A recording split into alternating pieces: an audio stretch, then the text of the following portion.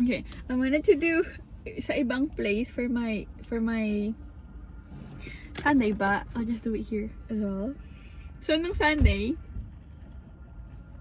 nagising ako ng 7:30. 7. And then I was like, okay, I'll sleep a little bit more. 7:30 nagising ako. And then I was like, okay, I'll get up. But then, I kept, nakakatulog. Nagpipikit, kasi I was on my phone. So I was like, tapos nagising ako ng 8 na. I was like, okay. And since Cotton's still in the toilet, and hindi ko sure kung may dumi ba siya doon, hindi pa nalinis. So I was like, okay, I'll just go toilet later. And then, I just decided to straighten my hair while waiting for, I don't know, Dad to clean Cotton up. Pero, it was around 8:30 na. Tapos, hindi pa ako tapos sa hair ko. Well, I was kinda, pero, after malinis na Dad yung toilet, pumasok si Julius sa toilet. And then I was like, mamaya pa yun matatapos. So, naghilamos na lang ako ng mukha without, yung cleanser ko. Tapos, nag-makeup na ako. And then, ano ba? Yun lang. Tapos, I put on my clothes. I finished ng mga around 9:20. Ganon. Pero bro, nakaalis na kami ng bahay ng... I didn't eat breakfast, by the way. And none of them, I think, did too. Nakaalis na kami ng bahay. Nakadating na kami ng church ng 9:40. They were already nasa worship. We got there, bro. And also, you know how yung damit ko is, I was wearing my stockings, black skirt. Tapos yung top na bigay nila kay, and like yung top, yung pang cover ko. Tapos suot ko yung heels ko na mataas. Tapos, nung pagpasok, as in yung nakita na ako, bro, bakit ang taas mo? Tapos as in, bro, they're all not really mocking, pero parang like, Ate Shane, bakit ang tangkad mo? Shane, bakit ang tangkad mo? Shane, hindi yan ikaw, gano'n, sila na gano'n. Anyways,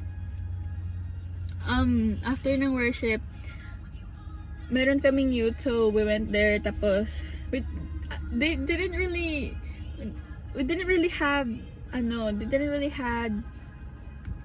a lesson kasi we're nag-share lang kami ng like devotions.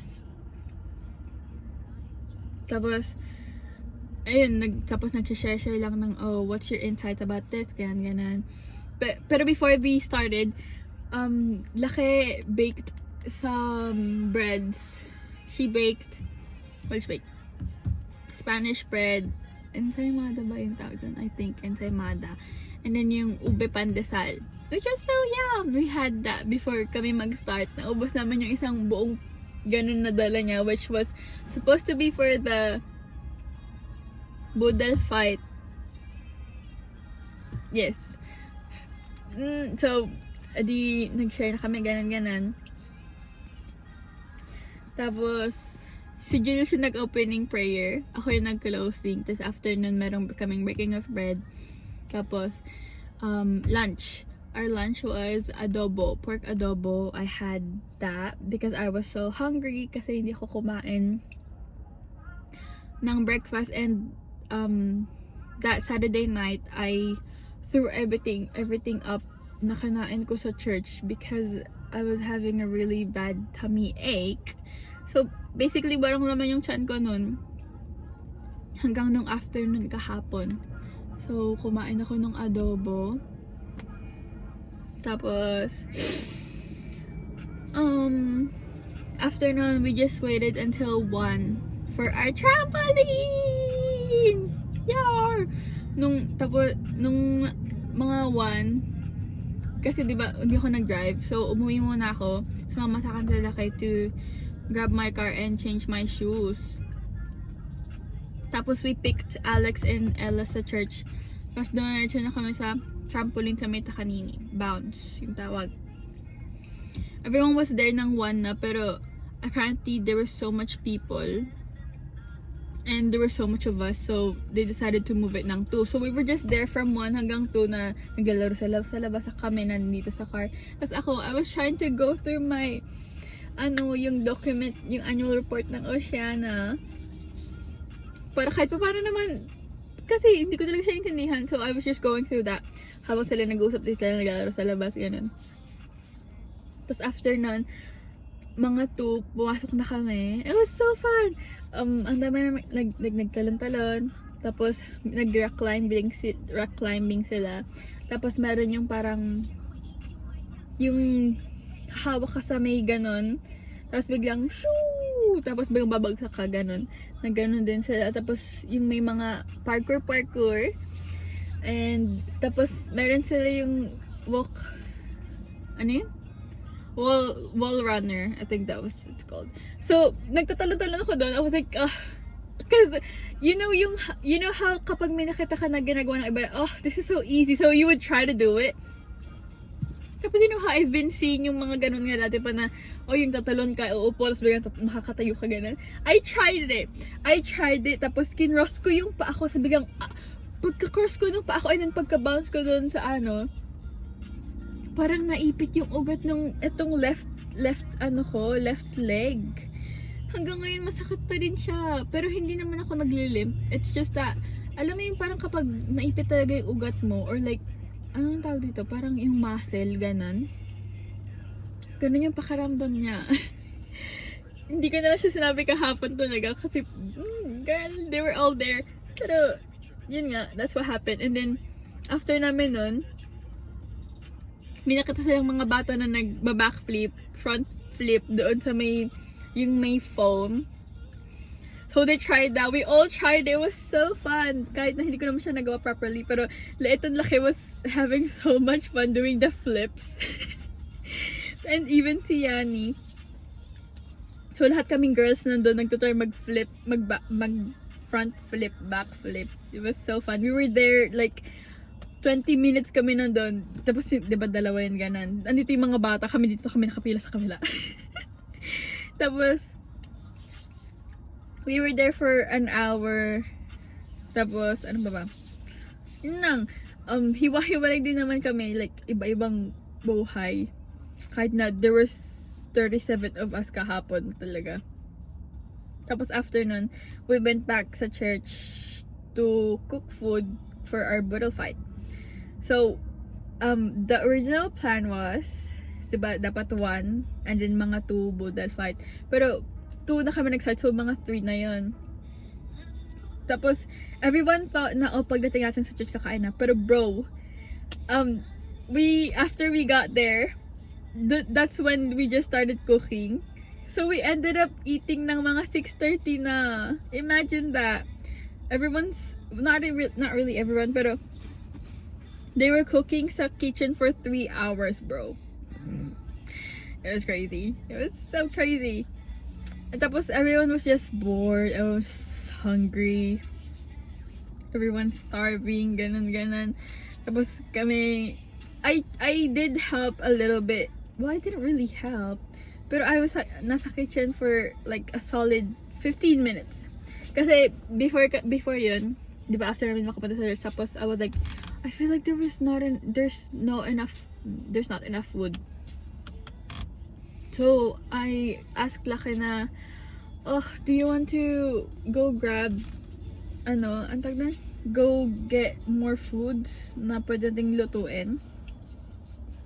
At first they were like, I feel like ang dami ng I was like, I feel like wala talaga. So pumunta kami ng Pack and Save. Tapos buto na lang, ati Hannah called us na, ang dami ng meat, ganan. Bumili na lang kayo ng drinks and salad. So, yun na lang binili namin. We got 4 drinks and then 2 salad. Tapos, Froylan's asked us to, grab some butane. Kasi nagluluto sila. Tapos, after namin makabalik sa church. Oh, and we also got this mango magnum. Na I'd rate it 8.5. It was so good. Like if you want something sweet but refreshing, that's pretty good. And it was just $2. I mean, it is pretty expensive, pero yeah, and it's Magnum. Pero yun nga, after na makabag sa church, nagstay lang kami sa room. I was still trying to study. kahit na wala naman talagang pumapasok sa otak ko. Pero, and I was reading a fanfic. Hepje. The story, I kind of liked the story. It was just a one shot. It was pretty good.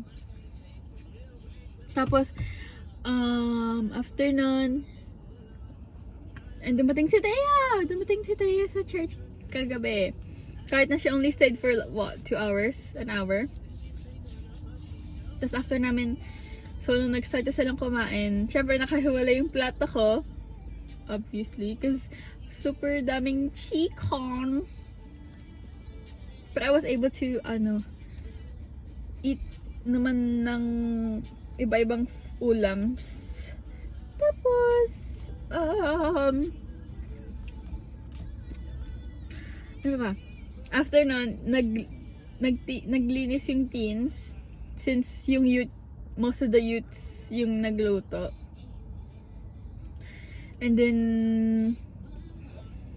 ako, si Liit and si Thea. Kami yung unang-unang kumuha ng ice cream. Dun sa ref. Tapos, that's when they decided na, guys, ilabas nyo na yung ice cream dito. Paghati-hatiin na natin yan. So, nalabas namin yun. Tapos, they had coffee jelly din. Tapos, while we were eating that, nag-play sila ng mga videos from yung JFCM na dati pa. Like, yung mga, yung antag dun, yung act nila. And, it was around 8:30 when I was like, oh, because I was, like, super na-feel guilty ako kasi wala akong ginawa for the past 2 days for my report. Tapos, I was feeling really drained na din. So, I was like, okay. Kasi walang may gustong umuwi. So, I was like, okay, I'll be that person. I will be that person. Got up, grabbed my bag. Tapos, I started saying bye na. Tapos, pagbaba namin ng car, ako and si Ella, kasi si Ella hatid ko.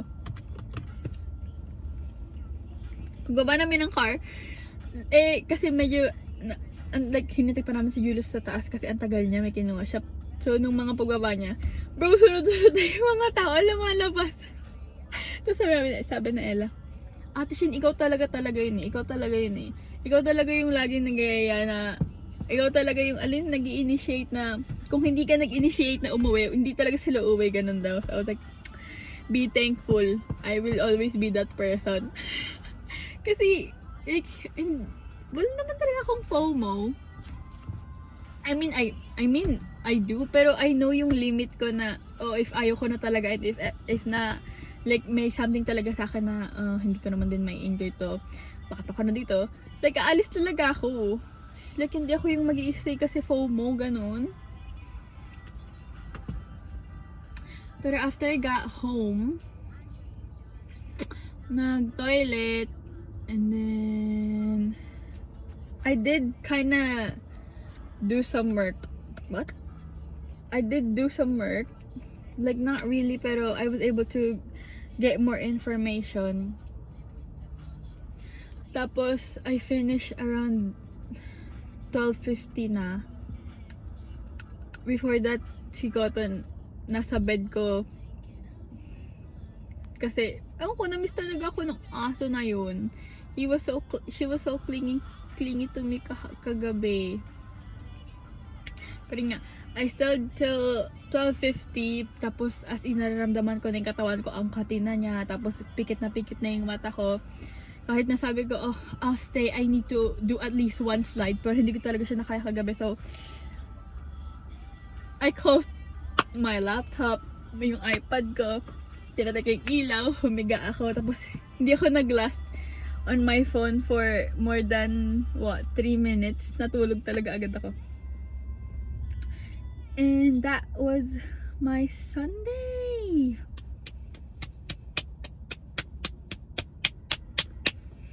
It was a really good day. Thank you po, Lord. Ang dami kong, you know how everyday, kahit na, like yung parang ang dami pa rin nare-realize everyday.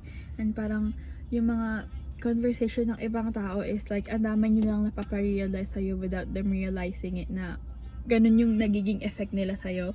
That's what happened to me nung nag-sharean kami ng devotions nung youth service. Which I was so thankful kasi, di ba, yung mga opportunity, opportunity, yung mga moments na ganun,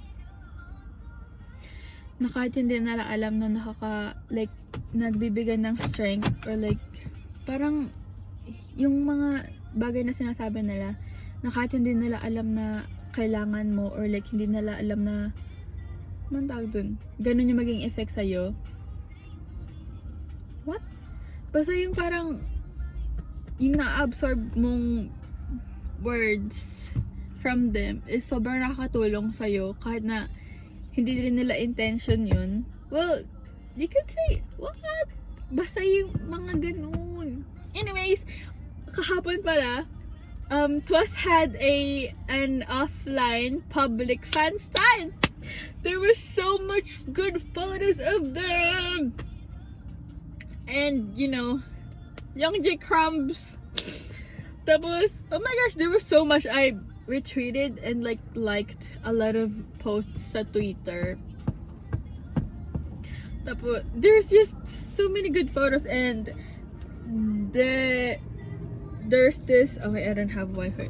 Basta, bro, Shinde, Niche. Anyways, that is me.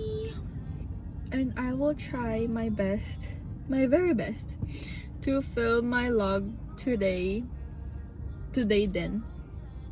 I'm crying. And I will try to upload my log from Thursday and Friday now without editing kasi I know I will not be able to. But